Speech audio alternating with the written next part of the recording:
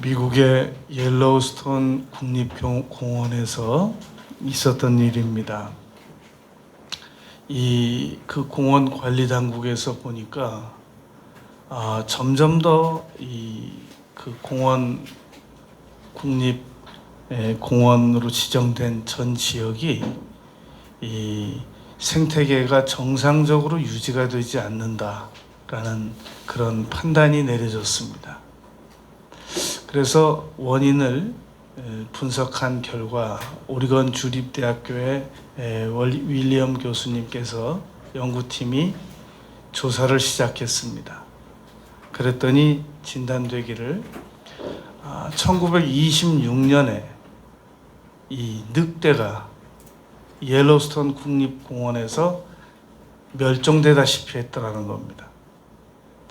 그랬더니 그 여파로 이 말곰 손바닥 이 사슴, 흰꼬리 사슴 이런 것들이 굉장히 많이 번식이 되기 시작했습니다. 그래가지고 그 풀, 나무 등이 정도 이상으로 훼손이 됐더라는 겁니다. 그러면 이것을 어떻게 살릴 것인가 해서 1995년도에 늑대 14마리를 투입시킵니다.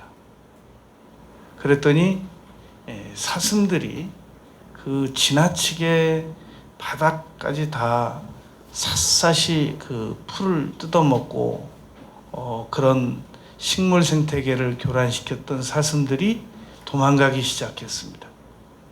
그래서 너무 결과가 좋으니까 2006년에 다시 17마리를 투입시키고 그래서 총 100여 마리를 투입시킨 결과 그 옐로우스톤 국립공원이 완전히 달라졌다는 겁니다. 그 늑대가 없을 때는 코요테가 와가지고 이 다람쥐 뭐 이런 것들까지 다 잡아먹었는데 이제 늑대가 와서 이 사슴이 도망가고 코요테가 정상적으로 도망가고 그러니까 그 정상적으로 이렇게 그 나무와 초원이 우거지더라는 겁니다. 그러다 보니까 개울이 다시 잡히고 늑대 14마리로 시작된 변화가 옐로우스톤 국립공원을 전체적으로 바로잡는 역할을 했다라는 그런 보고가 있습니다. 그래서 이제 캐나다에 있는 그 브리티시 컬럼비아 주 정부에서 이번에는 고민이 산악 그 순록이 개체수가 점점 줄어드는 겁니다. 이 캐나다 정부에서는 어떻게 이 순록을 보호하기로 했느냐면 천적을 없애야 된다. 그래가지고 전문 사냥꾼들을 투입시켜서 늑대와 이 곰들, 흑곰을 계속 사냥을 하게 만들었습니다. 그런데 흑곰과 늑대 수만 줄어들지 산악순록은 늘어나지 않더라는 겁니다. 그래서 다시 이 캐나다에서도 엘버터 대학의 그 로버트 이 교수팀이 연구팀이 다시 조사를 시작해 봤습니다. 어떻게 해야 되겠냐? 그랬더니 이 순록을 개체수를 보존하기 위해서는 사슴수를 줄여야 된다라고 결론을 내렸습니다. 사슴수를 줄이기 위해서는 사슴이 이 순록이 있는 곳에 와서 그 정상적으로 먹이를 계속 다 먹어치우니까 이 순록이 정상적으로 활동을 못하게 됐다는 겁니다. 우리가 우리 생각에 집안에서 살아가다가 이 어떤 문제가 발생이 되면 우리의 이 지혜로 문제를 해결하려고 하는 경향이 있습니다. 그러나 하나님께서는 우리보다 훨씬 더 나은 지식을 가지고 계시단 말입니다. 전지하시다 그럽니다. 그래서 어떤 우린 어려운 문제가 있을 때는 반드시 하나님께 여쭤보고 그대로 문제를 처리해 버릇해야 됩니다. 지금 일본에서 이 아베 그 신조가 우리나라에 그 경제적인 타격을 입히기 위해서 여러 좋지 못한 조치를 취했단 말입니다. 그랬더니 우리나라에서 맞불을 놨단 말입니다. 여행 가지 말고, 일본 물건 사지 말고, 일본 사람들 상대하지 말고, 그런 조치를 내렸습니다. 그리고 문재인 대통령도 좋다 한번 해보자, 이런 방침으로 나가고 있는 중입니다. 그런데 일본 내에서 지식인들은 한국이 어떻게 적이냐, 우방국까지 라고 반론을 제기했다고 합니다. 우리나라에서도 일부 지식인들이 일본을 정면 충돌해서 어쩌겠다는 거냐, 설득하고 만나고 그래야 되지 않겠느냐, 이런 얘기 했다가 당장 친일파냐, 족보 좀 따져봐야 되겠다, 이런 얘기가 나왔단 말입니다. 그러면 우리는 이런 상황에서 어떻게 일본을 대해야 하겠느냐는 겁니다. 우리는 그런 말이 있습니다. 벼룩 3마리 잡으려고 그러다가 초가집 다 태운다, 그런 말도 있거든요. 우리는 일본 사람을 미워해서는 안 됩니다. 일본 사람들은 우리가 친절하게 예우하고 앞으로도 계속 봐야 되거든요. 일본 사람들을 우리가 다 적으로 만들어서 어떻게 하겠냐는 겁니다.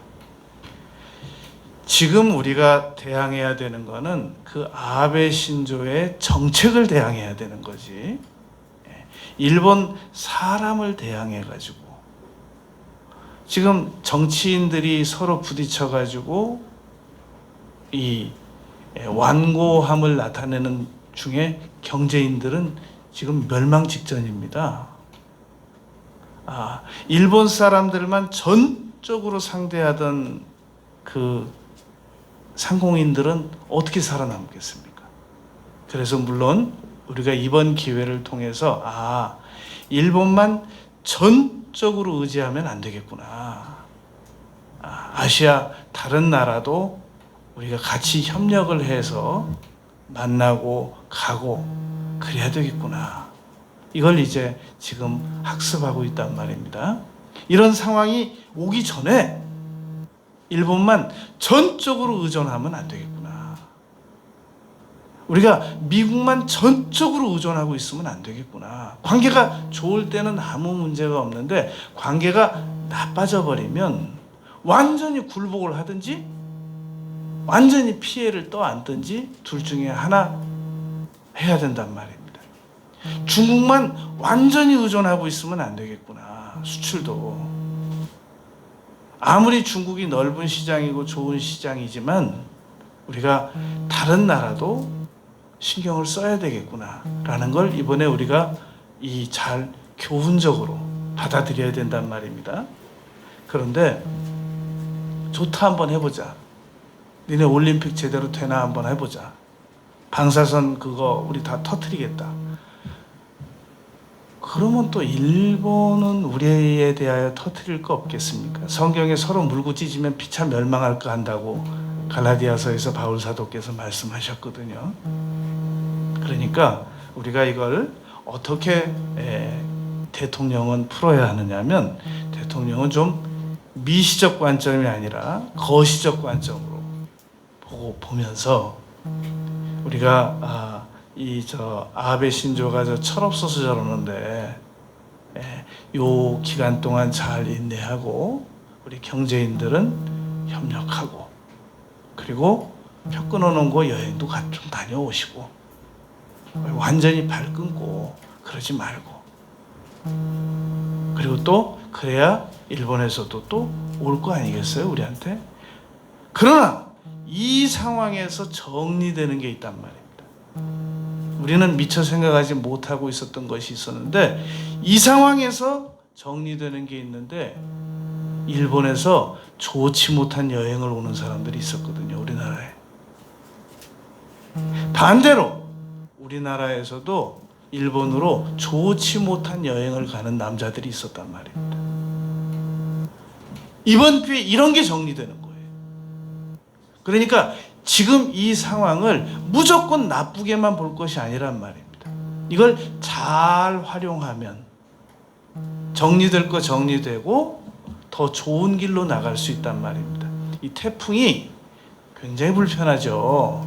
태풍이 꼭 와줘야 된답니다. 그래야만 바닷가 깊은 곳까지 뒤집어 놓음으로 말미암아 바다가 정상적으로 이 깨끗하게 운영이 될 수 있다는 겁니다.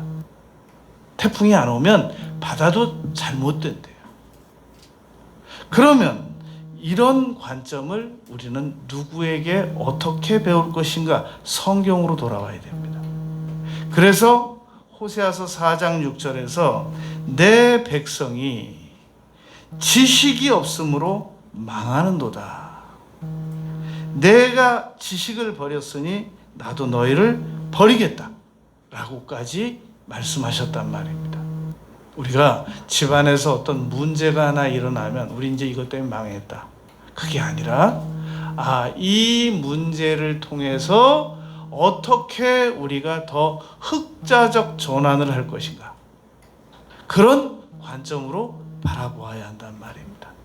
우리 자녀에게 어떤 문제가 한 가지가 나타나면 큰일 났다, 얘를 도대체 어떻게 키우냐, 이제 이 아이, 내 자녀의 인생도 끝났고 우리 부모의 명예 인생도 다 끝났고 큰일 났다, 이게 끝이다, 그렇지 않다는 겁니다.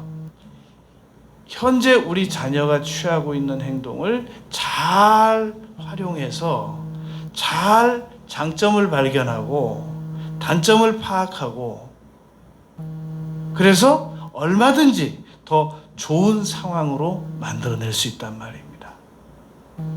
우리가 오늘 하나님께서는 어떤 분이신가에 대하여 남은 시간 동안 생각을 할 겁니다.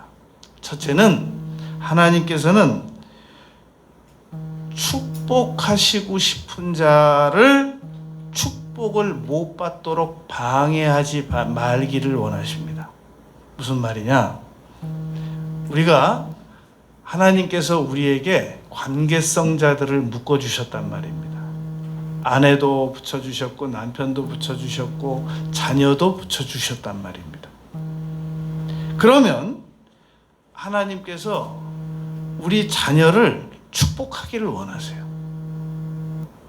근데 그 축복을 누가 방해하느냐? 우리 부모들이 방해합니다. 그것이 에베소서 6장 4절에 보면 아비들아 너희 자녀를 노엽게 하지 말고 오직 주의 교훈과 훈계로 양육하라. 골로새서 3장 21절에서도 아비들아 너희 자녀를 노엽게 하지 말고 낙심시키지 말라 그랬단 말입니다. 이 하나님께서 우리 자녀를 잘 축복하도록 잘 지켜보고 너무 지나친 개입하지 않고 안전거리 잘 유지하고 기도해 주면서 도우면 하나님께서 우리 자녀를 통해서 축복하십니다. 근데 이걸 너무 우리 부모가 지나치게 개입해가지고 축복을 받을 수 있는 자녀를 망가뜨려 놔요. 그래, 그럼 네가 키워봐 그러면. 그래서 하나님께서 우리 자녀들을 직접 못 키우시고 우리에게 가로막혀서 그래 그럼 네가 키워. 그래서 맡겨뒀더니 오히려 우리가 축복을 가로막았단 말입니다. 늑대가 불편한 존재인 줄 알고 늑대라고 하면 무조건 다 사냥을 해서 70년 동안 옐로우스톤에 발을 못 딛게 했더니 그 결과로 완전히 생태계가 파괴됐다는 겁니다. 이 부분을 인용하는 사람들은 자연이 하는 대로 내버려 두자라고 얘기를 하는 분들도 있는데 창세기 1장에서 26, 27, 28절에서 다스리라고 했습니다. 무조건 내버려 둬서는 안 되고, 왜냐하면 나쁜 풀도 있고 나쁜 짐승도 있거든요. 해충이 있잖아요. 그러니까 우리는 잘 다스리는 건 다스려야 된단 말입니다. 그렇다고 우리가 자녀들이 나쁜 행동을 하는데도 내버려 두자는 거예요? 하나님이 알아서 축복하실 거니까? 그렇지 않다는 말입니다. 계속 모세오경에서 보면 특별히 쉐마 교육이라고 해서 신명기 6장에서 계속 앉으나 서나 길을 걸을 때나 가르치라 그랬거든요.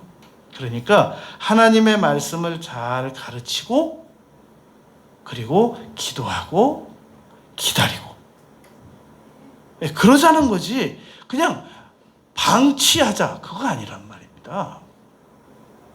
그래서 우리가 하나님께서 내 주변을 축복하시도록 그렇게 하나님께서는 내 주변을 축복하시기를 원하시는 분이시다. 이걸 알아야 됩니다. 나도 하나님께서 축복하시기를 원하시는 분이신데 원체 우리가 내 마음대로 살았거든요. 통제가 안 되도록 내 고집으로. 그러니까 이제부터라도 하나님 저를 좀 축복해 주세요. 내가 너야 축복 벌써부터 하려고 그랬지. 네가 원체 네 맘대로 살아서 내가 축복을 못했지. 예? 그런 거란 말입니다. 두 번째 우리가 기억할 것은 하나님의 축복 능력을 의심하지 말자는 겁니다. 고린도전서 2장 9절에 보면 하나님께서는 자기를 사랑하는 자들을 위하여 예비하신 모든 것은 눈으로 보지도 못하고 귀로 듣지도 못하고 사람의 마음으로 생각하지도 못하였다함과 같으니라. 정말로 하나님께서는 우리에게 축복하시기를 원하신단 말입니다. 이 세상은 자기 능력으로 사는 사람들이 있습니다. 내 능력으로만 사는 사람들이 있단 말입니다. 그리고 완전히 다 포기하고 얻어만 먹는 사람들이 있습니다. 그런가 하면 하나님의 축복을 받아서 살아가는 사람들이 있습니다. 누가 현명하겠느냐라는 말입니다. 우리가 지금 롯데타워가 저렇게 만들어졌잖아요. 저거를 1층부터 옥상까지 걸어 올라가면 아주 건강한 청년이 운동을 많이 하는 그런 청년이 1층부터 옥상까지 걸어 올라가려고 그러면 2시간 걸린답니다. 대신에 1층부터 옥상까지 걸어 올라가면 2시간에 걸어 올라가는데 올라가서 주저앉습니다. 그런데 아주 연약한 여성이 저 롯데타워 엘리베이터를 타면 35초면 올라갑니다. 아니 뭐 운동 삼아서 한 번쯤 올라가겠다는 거 하는 거하고 기록갱신을 위해서 올라가겠다는 거에 누가 말리겠습니까? 그러나 능률적인 차원으로는 엘리베이터 타면 돼요. 그냥. 옛날에 비행기 없을 때 미국 가려면 배로 2달 걸렸습니다. 지금 13시간이면 가요. 그러니까 내가 내 힘으로 반드시 모든 일을 다 처리하려고 하지 말고 하나님께 축복의 요청을 드리면 하나님께서 얼마든지 우리가 생각도 못했던 좋은 방법들로 가지고 계시단 말입니다. 그래서 우리의 믿음도 축복해 주시고 명예도 축복해 주시고 자녀도 축복해 주시고 우리가 원하는 사랑도 축복해 주시고 건강도 축복해 주시고 집도 축복해 주시고 생명도 축복해 주시고 이거 다 하나님께서 해주실 수 있는 일들이시거든요. 그런데 우리가 하나님의 축복 실력을 잘 안 믿어드린다는 겁니다. 얼마든지 하실 수 있는데 하나님께서 축복하시려고 하는 이 일을 방해하고 하나님께서 축복하실 능력이 있으신데 안 믿어드리고 우리가 지금 뭔가 세상을 잘못 살아나가고 있는 중입니다. 이제부터라도 빨리 바로잡아야 됩니다. 세 번째는 하나님께서는 마귀와 싸워서 이길 수 있게 해주시는 분이십니다.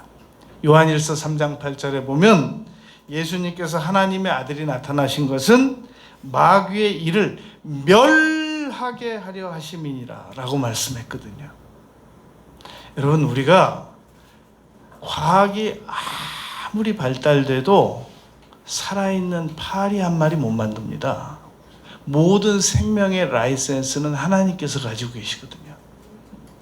우리가 앞으로 지금 2019년인데 2030년, 40년, 50년 되면 인공지능이 손정원 씨 말대로 인공지능이 놀랍게 더 발달될 겁니다. 그러나 그래도 마귀는 못 이깁니다. 어떤 인공지능도 마귀는 못 이깁니다. 그런데 하나님께서 이기게 해주신단 말입니다. 하나님께서 예수 그리스도의 보혈을 통해서 출애굽기 12장 13절, 계시록 12장 11절 기록된 말씀을 통해서 마태복음 4장, 누가복음 4장, 로마서 12장, 베드로전서 1장 16절 기록된 말씀을 통해서 이기게 하신단 말입니다. 예수 그리스도의 이름을 통해서 마가복음 16장 17절 얼마든지 하나님께서 우리를 마귀를 이길 수 있게 도와주신단 말입니다.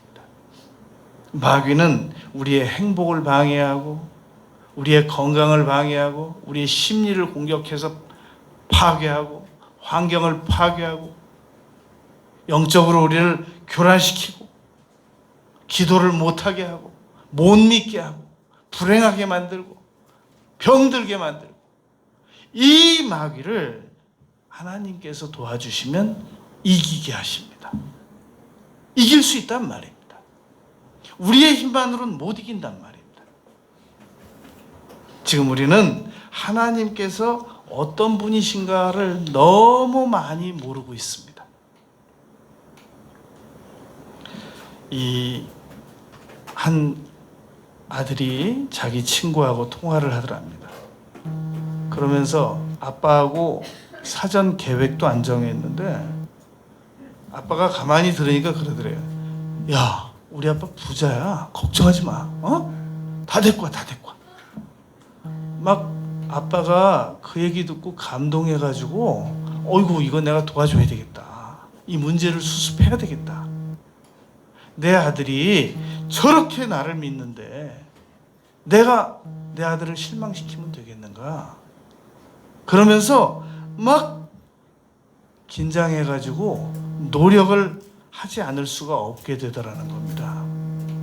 그런데 아빠의 능력은 한계가 있거든요. 그러나 하나님의 능력은 한계가 없으시단 말입니다. 그래서 전능하다고 그러잖아요. 마가복음 11장 20절에서 하나님을 믿으라 라는 말은 전능하신 하나님을 믿으라는 말입니다. 째째한 하나님을 믿으라, 인색한 하나님을 믿으라, 축복하기를 주저하시는 하나님을 믿으라, 그런 게 아니란 말입니다. 네 번째, 하나님께서는 문제를 해결해 주시는 하나님이십니다. 성경에 보면 맡기라는 말이 5번 나와 있습니다. 내 길을 맡기라, 내 짐을 맡기라, 행사를 맡기라, 원수를 맡기라, 염려를 맡기라. 그런데 우리가 웬만해가지고 우리 염려 안 맡기거든요. 내가 딱 쥐고 있죠. 우리가 원수 안 맡기거든요. 나타만 나라. 내가 아주 멋지게 너를 외면해 주리라. 지난번에 어떻게 네가 나한테 그렇게 그럴 수가 있었니? 하여튼 너 언젠가 기회만 와라. 내가 아주 무한을 제대로 줄 거다. 나타만 나라. 내가 거절을 제대로 해줄게. 이렇게 벼르고 있기가 쉽지. 그러지 이 원수를 우리가 하나님께 맡겨드리지 않게 된단 말입니다. 행사를 잘 안 맡기게 돼요. 쫓아다녀 주세요. 지켜만 봐주세요. 요청만 즉시 해드리는 거 지원만 해주세요. 그리고 내 짐을 맡기라고 그랬는데 짐도 우리가 다 지고 다녀요. 억울한 짐, 슬픔의 짐, 고통의 짐, 근심 걱정의 짐, 자녀의 짐 다 지고 정말 우리가 힘들게 살아가고 있습니다. 그리고 전도서에 보면 우리의 앞길을 1초도 앞을 내다볼 수 없다고 5구절이나 기록되어 있는데 내 길을 내가 가야 된다는 거예요. 내 길을 안 맡겨요. 잘못될까 봐. 하나님께서는 우리의 문제를 해결해 주시는 분이십니다. 그런 하나님을 우리가 믿고 있단 말입니다. 5번째, 하나님은 지혜를 주시는 분입니다. 야고보서 1장 5절에 너희 중에 누구든지 지혜가 부족하거든 후히 주시고 꾸짖지 아니하시는 하나님께 구하라 그리하면 주시리라. 하나님께서 우리 지혜를 가지고 계시다고 하는 것은 내 생각보다 훨씬 더 나은 생각을 가지고 계시다는 겁니다. 내가 가지고 있는 대안보다 훨씬 더 나은 대안을 가지고 계시다는 겁니다. 내 생각보다 훨씬 더 나은 해결책을 가지고 계십니다. 그런데 여쭙지를 않아서 너희가 얻지 못하면 구하지 아니하며. 그러면 안 구해도 알아서 주시면 될 거 아닌가? 그러면 또 자기가 똑똑해서 잘 된 줄 알고 또 교만해져요. 그래가지고 또 하나님을 떠나요. 차라리 도저히 무슨 문제가 해결이 안 되면 탕자처럼 돌아오기라도 하는데 그냥 그래 내가 도와주는 거 모르고 네가 똑똑해서 네가 잘나서 잘 되는 건 줄 알고 그냥 잘 되더라도 무한정 지원하마. 그러면 영영 하나님께 못 돌아옵니다. 안 돌아와요. 그리고 자기가 하나님인 줄 알아요. 그래서 그러실 수 없단 말입니다. 그래서 하나님은 기다리고 계십니다. 호세아서 5장 끝절 말씀처럼 네가 고난에 빠져서 나에게 도움을 요청할 때까지 내가 기다릴 것이다. 그러니까 우리는 하나님께 빨리 돌아가서 하나님, 제 실력으로는 도저히 안 됩니다. 도와주세요. 라고 이 문제를 어떻게 해야 됩니까? 라고 여쭤야 한단 말입니다. 6번째, 하나님께서는 하나님을 진심으로 중요하게 여겨드리는 사람들을 존귀하게 만들어 주시겠다고 약속하셨습니다. 사무엘상 2장 30절에 보면은 나 여호와가 말하노니 나를 존중히 여기는 자를 내가 존중히 여기고 나를 멸시하는 자를 내가 경멸하리니. 여러분, 양심의 손을 얹고 한번 생각해 보세요. 우리가 누구를 중요하게 여겨요? 우리가 대통령을 중요하게 여기는가요? 어느 장관을 중요하게 여기나요? 우리가 어느 국회의원을 중요하게 여기나요? 어느 전문가들을 중요하게 여기나요? 어느 부자를 중요하게 여기나요? 우리는 나를 중요하게 여기는 사람을 중요하게 여깁니다.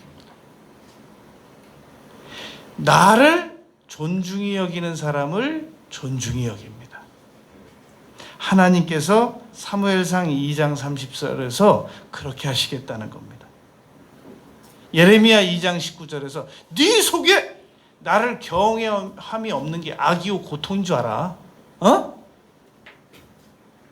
나는 네가 나 경외 안 해줘도 살아.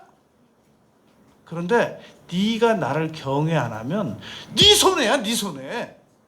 결국은 네가 나 경외 안 하면 경외 안 하는 말 할 거고, 경외 안 하는 행동할 거고, 경외 안 하는 선택할 거고. 그래서 누가 손해 보겠니? 네가 손해 보는 거야. 예레미야 2장 19절 말씀이 바로 그겁니다. 잠언 19장 23절에 보면 여호와를 경외하는 자는 족하게 지내고 재앙을 당치 않겠다라고 말씀하셨단 말입니다. 하나님을 중요하게 여겨드리는 사람을 중요하게 존귀하게 걸음더미에서 드셔서 존귀한 자들에게 앉혀주신단 말입니다. 이번에 검찰총장 된 그 윤석열 씨가 예수님을 믿는 사람들도 아닙니다. 그분들이 그 어느 스님이 두 사람을 만나게 해줬다고 하니까. 그러나 그건 뭐 모르는 일이에요. 나중에 어려우면 하나님에게 다 돌아오니까. 진짜 급한 일이 있으면 하나님에게 다 돌아오거든요. 그런데 그거 한번 보세요. 52살에 장가가고, 그리고 52살에 장가갈 때 재산도 2천만 원밖에 없었대요. 그리고 그 상사들에게 이 수사 지휘, 진두 지휘 안 받다가 한직으로 밀려나고, 완전히 역전 드라마잖아요. 그런데 성경에는 그런 사례가 많아요.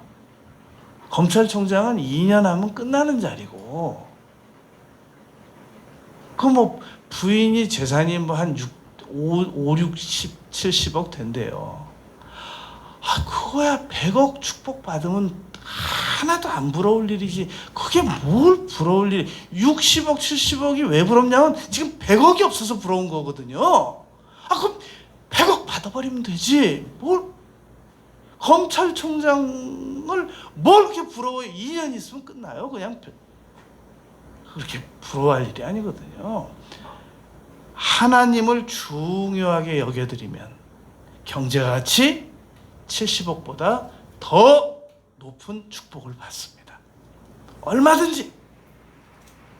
끝으로 하나님께서는 회개하는 자들을 기꺼이 용서해 주시는 분이십니다. 동이 서에서 먼 것 같이 우리 죄를 옮겨주시는 분이십니다. 우리가 우리의 자녀들이 옛날에 잘못한 거 우리 자녀들에게 말하고 싶어 합니까? 애들 마음 다칠까 봐 안 하잖아요. 여러분들 그런 경험이 있으신지 모르겠는데, 제가 하여튼 회개라고 하는 거는 여러 방법으로 많이 해본 사람입니다. 성령 받기 전에도 회개를 아주 태어나서부터 끝까지, 성령 받기 전까지 회개하는 것도 아주 철저하게 해봤고, 94년도에 저 충현기도원에 가서 일주일 금식하면서 그때까지 누적된 것도 철저하게 해봤고, 그리고 그 외에 금식할 때마다 누적된 거 회개하고, 정말 여러 형태로 많이 해봤거든요. 그런데 성령께서 이렇게 지시하는 경우가 많았습니다. 그건 그만 회개해. 그만해. 그런 경우가 많았습니다. 그리고 제가 저에게 불리한 회개를 하려고 할 때 그 말 그만해. 그런 적이 많았습니다. 하나님께서는 우리가 회개하면 동이 서에서 먼 것 같이 우리 그 죄를 멀리 옮겨주시는 분이십니다. 시편 103편 12절입니다. 이사야서 43장 25절 나 곧 나는 나를 위하여 너의 허물을 도말하시는 분이시란 말입니다. 여러분, 하나님께서는 회개를 우리가 안 하니까 용서를 못 하시는 것뿐입니다. 그래서 어거스틴은 이런 얘기를 했습니다. 하나님께서는 회개 안 하는 자를 용서하실 수 없다. 반대로 회개하는 자를 용서 안 하실 수 없다. 하나님께서는 우리가 회개만 제대로 하게 되면 얼마든지 우리의 죄를 씻어주시고 용서해 주시고 다시 품어주시고 새로운 기회를 주시는 분이십니다. 우리가 하나님에 대한 이해가 너무 잘못되거나 왜곡되거나 부족하기 때문에 무지하기 때문에 우리가 지금 이렇게 힘들게 세상을 우리만의 힘으로 살아가고 있는 중입니다. 관점을 바꿔야 됩니다.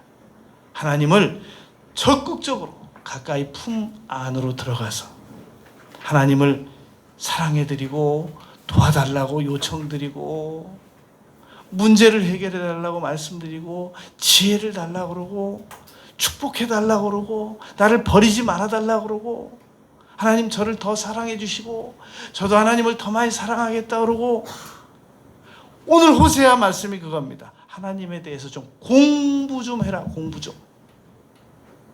다른 공부하지 말고 무슨 잡지 같은 거 그런 거 좀 영양가도 없는 거 좀 그런 거 좀 보지 않던가 천천히 보던가 안 보던가 덜 보던가 하고 좀 하나님에 대해서 좀 적극적으로 공부를 해라. 그러면 하나님께서 우리에게 놀라운 은총과 축복을 부어주실 것이란 말입니다. 하나님에 대해서 더 많은 공부를 해나가는 우리 모두가 되시기를 바라겠습니다.